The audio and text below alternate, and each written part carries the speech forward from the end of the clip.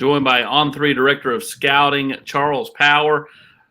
Charles, Tennessee, right there, fringe top 10 class. We'll see where all the numbers shake out. But it feels like this year's group of top 10 to 15 classes are really, really superior to last year's, top 10 to 15 classes. What say you?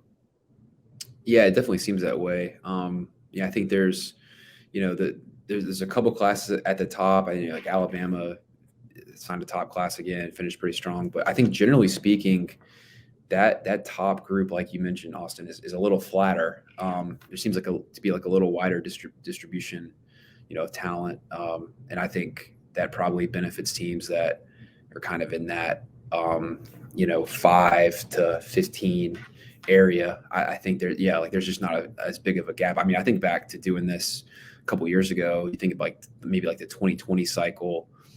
It seemed like a bunch of the top 100 prospects were signing with 3 or 4 schools. Yeah. That does not seem to be the case quite as much now, which probably is a good thing in terms of just variance and parity. Yeah, and talking to people on our board, my kind of message is always like, hey, listen, there's not a whole lot of difference between spot 7, spot 11, but to me, it's where, who did you beat teams out for? Tennessee beat David Hobbs, beat Georgia and Alabama out for David Hobbs. They beat Texas out for Jordan Matthews. They won a lot of recruiting battles that they've not won in a while. They beat Alabama out for Arion Carter. Is this maybe the most impressive Tennessee class you've seen in the last 5 or 6 years, just based off who they beat? I think so for sure, and also when you look at the positions that they had these big wins at, I think you start with the quarterback. I mean, you start with Nico, landing that 5-star top 5 overall quarterback. I think is huge, and that's one thing I think we assign the rankings to the players and by extension the classes. And that's a little baked into our ranking process because we value, we place positional value on these rankings. So typically, quarterbacks are going to generally be ranked higher, pass rushers are going to be ranked higher. But I still think it's important when you're looking at the class, in addition to just stacking these blue chippers, is who are they at impactful premium positions. And I think that's really what to me sticks out about Tennessee and this class, and I think last year's class did it with pass rushers as well. Is just not only landing those top prospects, but landing them at difference-making positions where they're at premium positions and beating out those top schools for sure. I mean, I think that definitely they made a statement with this one.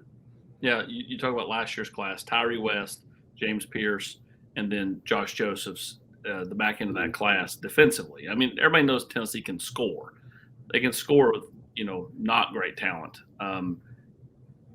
Defensively, though, they've got to get better. It seems like they've attacked the tail end of last year's class, and then really throughout this year's class, 3 solid linebackers with Arion Carter and T. Lander and Jalen Smith, corners Conyer, Jordan Matthews, Ricky Gibson, pass rushers with Caleb Herring and Sean Davion Bradley, and then a guy that you're really high on, Tyree Weathersby. Is the defensive side of the ball? I know everybody loves Nico, and I get that, and it's a quarterback-driven game, but when you look at what Tennessee got done on the defensive side, is that maybe the most impressive thing minus Nico? It is to me for sure, and I think, like you said, Austin, I think how they recruit, develop, and play on defense is really what's gonna I think separate. That's gonna be the deciding factor in how well Tennessee stacks up in the SEC. Because like you said, the offense is a known commodity. We know that they're gonna score, but I think to win these big games on a consistent level, they're going to need to be able to match up and go toe to toe with the teams you're trying to beat in the SEC.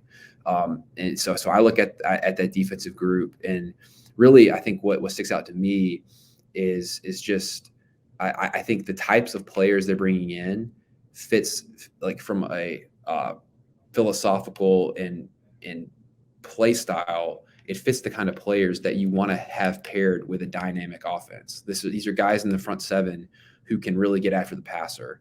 Tennessee, I mean, Austin, how many games did Tennessee play with a lead to start? I mean, they scored the first drive almost every game, right?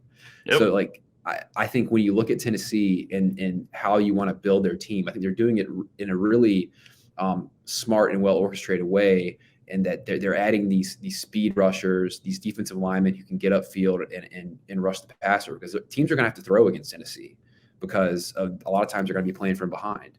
So I think it's really intentional and deliberate how they put kind of how they're building their roster. And it's for like, recruiting nerds like us, like that's the kind of stuff you like to see. I mean, not only just signing good players, but doing it in a smart way.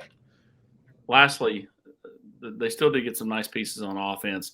I love what Cam Seldon brings. He's kind of this Deebo Samuel type player. He's 6'1.5" and 215, 220, kind of a load. He can play in the backfield, can then split him out and play, a wide receiver. What do you like about him? And then Nathan Laycock is a guy that has continued to just rise up the rankings really across the board. But, I mean, you guys were really the first team to really jump on Nathan at On3 with just kind of, the senior year he had with, the gaudy stats that he threw up. Right, yeah. Starting off with Seldon, actually, he is not a guy who has had like a ton of like video available. So I watched some of his senior stuff last night, and I agree. Like, we have him ranked as an athlete. I think it's going to be interesting to kind of see, ultimately the role he settles in at Tennessee. A guy who's kind of well built. He's a little taller than a traditional running back, but he kind of has more of like a running back, in terms of just the physical build. Yep. I think he's maybe around 220, and a guy who, at that size, who can really run. I mean, he's got the track times, and plays like it as well. So I think he's a guy you just like you said, just kind of try to get the ball in his hands. Like, if you're a little different, but if you're comparing it to a former Tennessee player, maybe like a Cordero Patterson type, a guy who could play receiver, running back. I mean, you made the Deebo Samuel comparison. I think that's another in terms of comparison there, in terms of just the different things he can do. He's just a guy you just want to get the ball in his hands. So I think we should see him in San Antonio in a couple weeks. So I'm looking forward to kind of getting a better look at him and just a better feel for just the skill set and kind of what he can do. Looking at kind of in terms of just catching the ball and stuff like that. But because he's just kind of a guy that they would just pitch him the ball or hand him the ball at the high school level, and didn't play against the best competition. So I think there are some questions there, but I also think there's definitely reason to be excited, just given the athleticism and kind of what he's shown. Nathan Laycock, like you mentioned, he had such a phenomenal senior season. Played behind Wesley Grimes at Millbrook, and was really kind of the second receiver.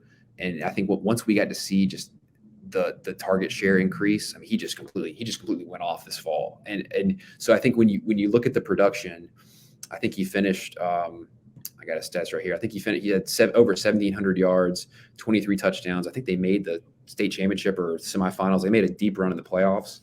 So I think when you look at that production and kind of what he did on the field this year with, just winning at the catch point, running after the catch, ability to separate downfield, and then you go back and look at his physical, measurables, close to 6'3".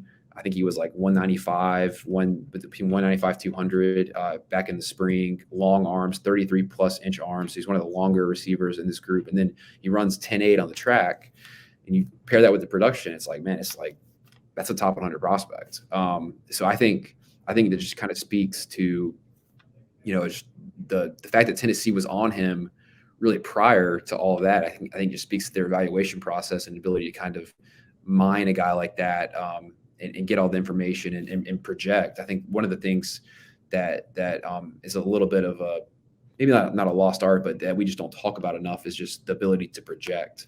Because a lot of times these evaluations are made when these prospects are 10th, 11th grade, and you might not have a great picture of really how good they are until they're a senior. And I think it's what we see with Nathan Laycock. It was a strong projection, and he made good on that as a senior, and had really one of the better seasons that we saw from any receiver in the country this year. So yeah, I think he's one, and fits their offense really well too. He's a big physical outside receiver.